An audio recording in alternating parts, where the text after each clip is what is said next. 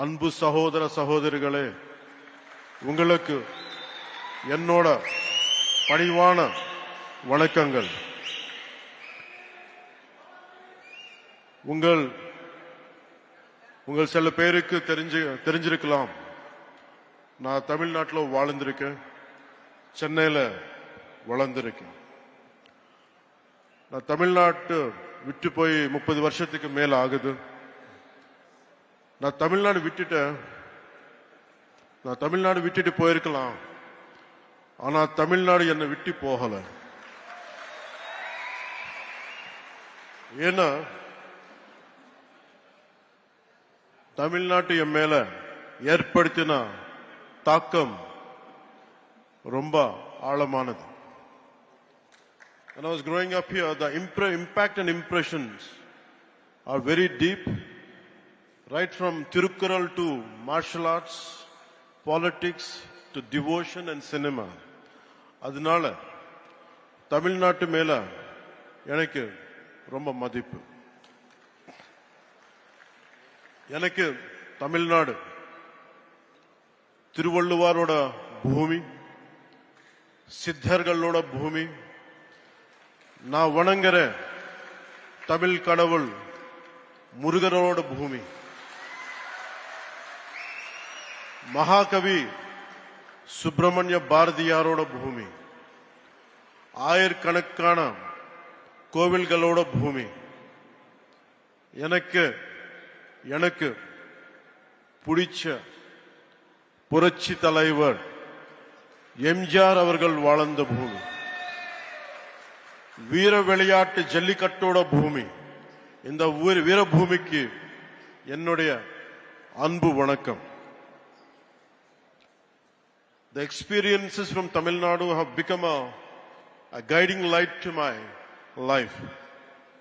தமிழ்நாடு எனக்கு கற்று தந்த அனுபவங்கள் என்னோட வாழ்க்கையோட வழிகாட்டியாவே மாறிச்சு. Today this seminar is about one nation and one election. ஒரே நாடு ஒரே தேர்தல் பத்தி பேசுறதுக்கு நம்ம எல்லாரும் கூடியிருக்கோம். இந்த ஒன் நேஷன் ஒன் எலெக்ஷன் பத்தி நிறைய பொய்யான தகவல்கள் பரப்பப்படுது, தவறான புரிதல்கள் உருவாக்கப்படுது. அது நம்ம just like EVMs. Election time la, if you look at in TV and election results time la, அவர் ஜெயிச்சா EVM சூப்பர் பான் சொல்லுவாங்க, அவங்க தோத்தா EVM டேம்பர் பண்ணிருக்காங்கன்னு சொல்லுவாங்க. இன்னும் என்ன சொல்லுவாங்க, EVM மெஷின்ல சூடு வச்சுட்டாங்கன்னு சொல்லுவாங்க. அதே மாதிரி ஒரே நாடு ஒரே தேர்தல் விஷயத்துல கூட ரெட்ட வேஷம் போடுறாங்க. அவங்க அந்த காலத்துல one nation one election support பண்ணாது சூப்பர். இப்போ திருப்பி அதே ஒன் நேஷன் ஒன் எலெக்ஷன் இப்போ கொண்டு வந்தா அது மோசம். இது எப்படி இருக்குன்னு தெலுங்குல சொல்றேன். அத்த பகல் கொடுத்தே பாத்தకుండా, கோடல் பகல் கொடுத்தே கொத்தకుండా. நான் தமிழ்ல சொல்றேன், தப்பா இருந்தா கொஞ்சம் மன்னிக்கணும். மாமியார் வடைச்சா மண் குடம், மருமக வடைச்சா பொன் குடம். వాళ్ళు చేస్తారు, அவங்க பண்ணா ரைட்டு, நம்ம இது முன்னாடி எடுத்துன்னு போனா தப்பு. சோ ஒரே நாடு ஒரே தேர்தல் இந்தியாவுக்கு புதுசில்ல, நம்ம தமிழ்நாட்டுக்கும் புதுசில்ல. From 1952 to 1967 வரைக்கும் நாட்டோட ஃபர்ஸ்ட் எலெக்ஷன்ல இருந்து அடுத்த 2 decades it was always simultaneous elections, assembly and parliament.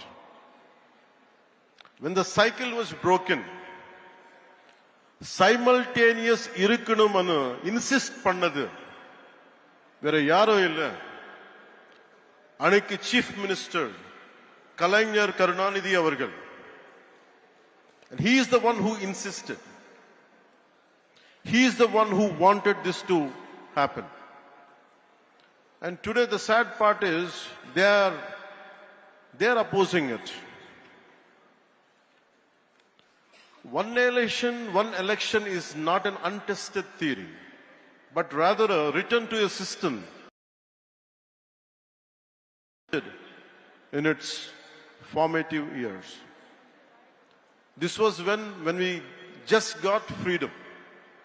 In the most difficult early decades, our Bharat, Namanat, demonstrated a remarkable unity, irrespective of parties, and administrative capability by holding largely synchronized elections for nearly 2 decades.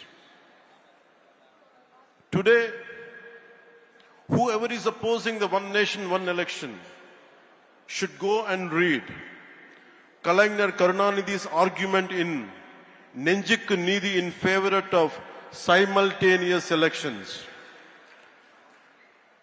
Karunanidhi avargale urged the center to constitute a committee to restore simultaneous elections. That's what exactly is being done today. We are implementing, national leadership is implementing the vision of none other than Kalaignar Karunanidhi avargal, his dream, his thought. And it is strange and bizarre. We are trying to implement Ayya Muttavel Karunanidhi's proposal. And it is strange and bizarre. Ayya Muttavel Karunanidhi Stalin avargal opposing what his father has proposed. This is what we all should look into it. Every time, no matter in all these years, the last few decades, somewhere in the nation, elections keep on happening.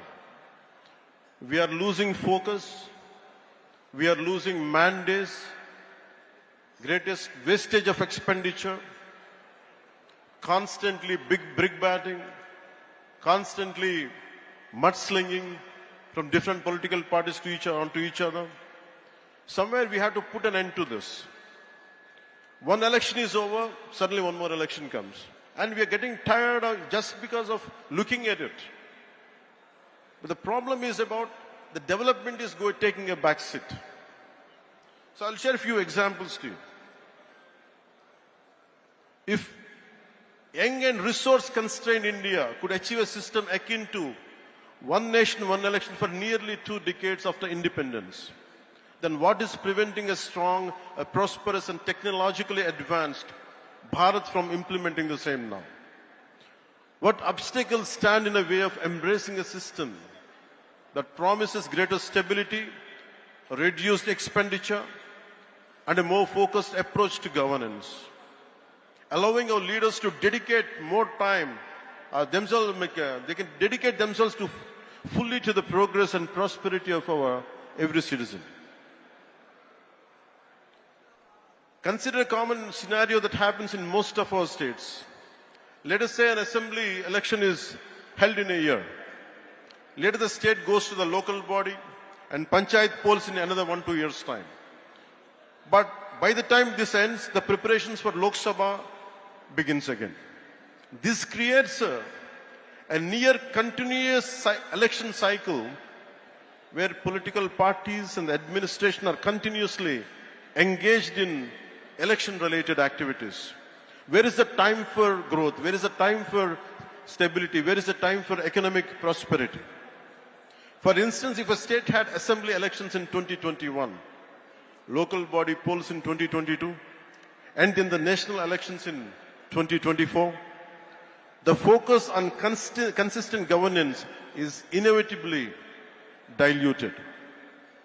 The opposition also engages mostly in electoral strategies and electioneering and giving only limited attention to fighting for the public causes. India is in a constant state of election preparedness. Political parties are almost in a campaign mode, and that is not a good sign of healthy democracy. On average, It is reasonable to say that the elections to the legislative assemblies of at least 4 to 6 states are held every year.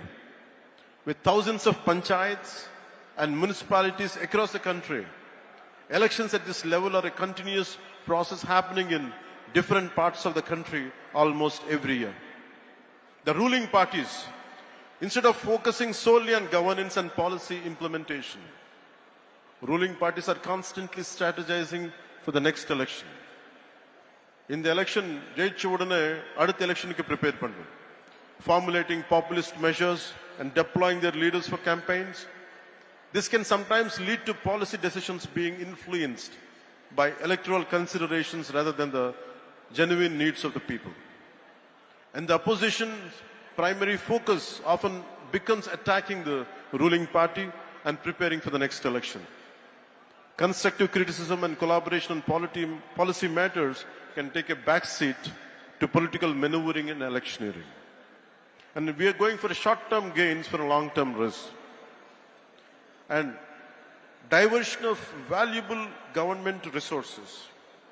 Besides time and cost, election means for a huge administrative machinery and logistics, a large number of government employees, including civil servants, police personnel and teachers are involved in election duty, diverting from their regular duties, maintaining law and order, requires additional security forces, and including army.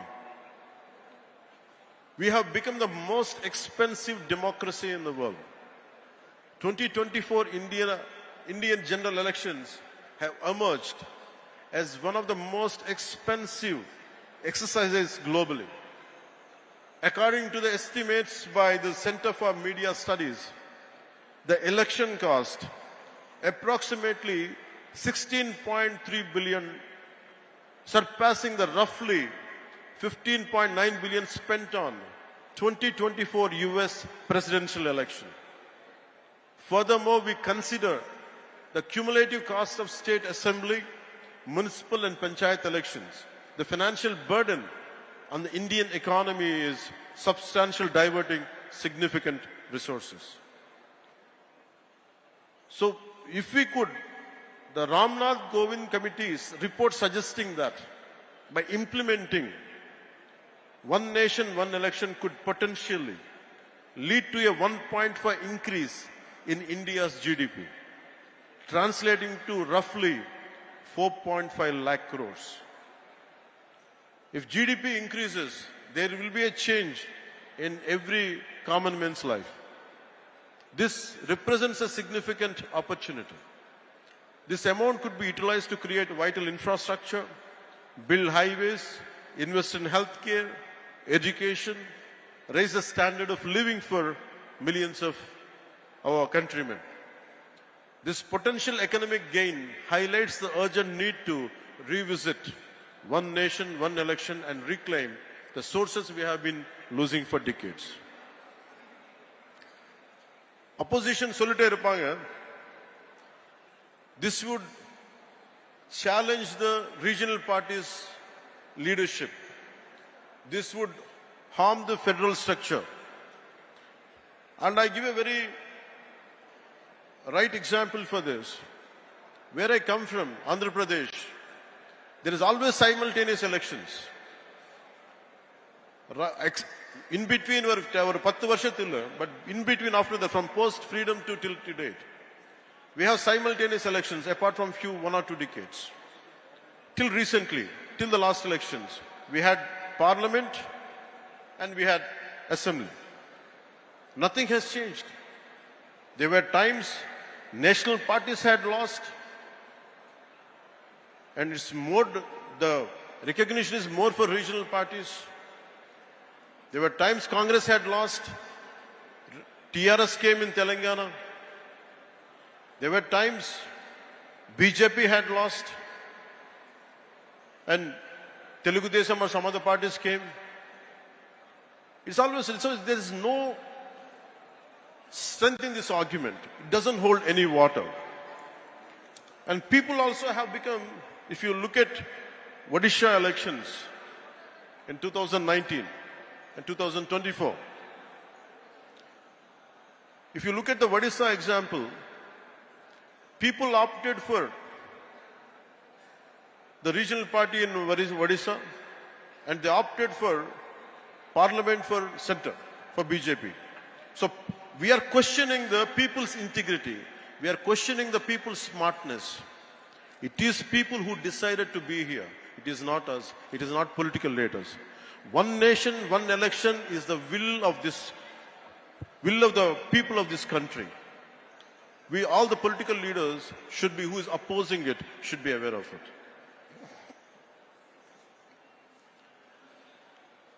DMK and India Alliance and their partners argue one nation, one election is anti-federalism. If it is really so, why did Kalaignar Karunanidhi Avargal has supported it, whom they look upon him as a fighter for federal rights, and he did not see it as an anti-federalism. They agree that the simultaneous poll will benefit national parties, not regional parties. And I have told you the examples. In Odisha it was different. In Telangana it was different. And BJP didn't gain there. So that argument doesn't hold any water. I only request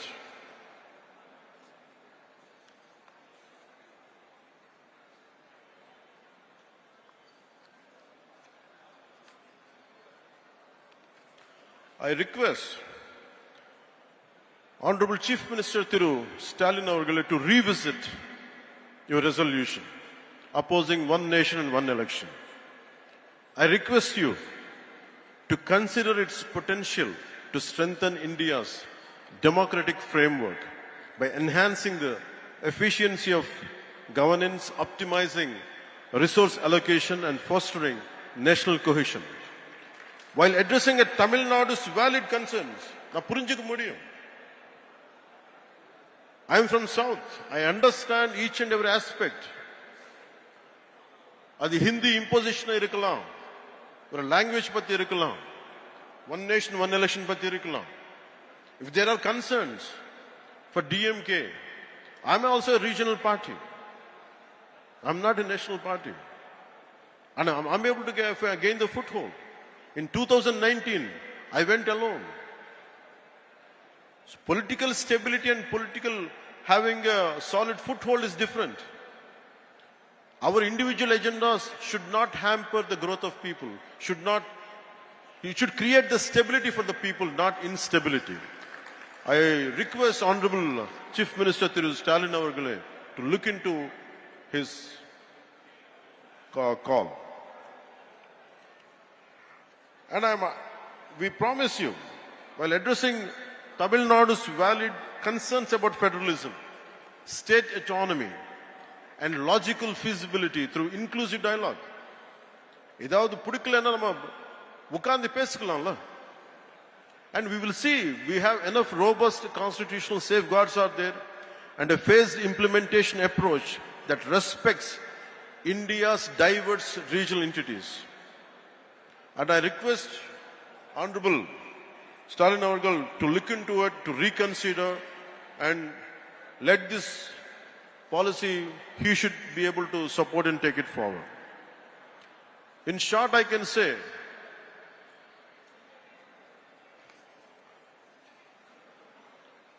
ஒரே நாடு ஒரே தேர்தல் இது அரசியல் சீர்திருத்தம் மட்டும் இல்ல, இது ஒரு பொருளாதார சீர்திருத்தம், இது ஒரு நிர்வாக சீர்திருத்தம், இது ஒரு ஆட்சி சீர்திருத்தம் கூட. முக்கியமா நம்ம நாட்டுக்கு, நம்ம தமிழ் நாட்டுக்கு தேவையான சீர்திருத்தம். ஒரே நாடு ஒரே தேர்தல் காலத்தின் கட்டாயம். Let us unite as Indians. ஒரே நாடு ஒரே தேர்தல் ஏற்றுக்கொள்வோம். வாழ்க பாரதம், வளர்க தமிழ்நாடு. நன்றி, வணக்கம்.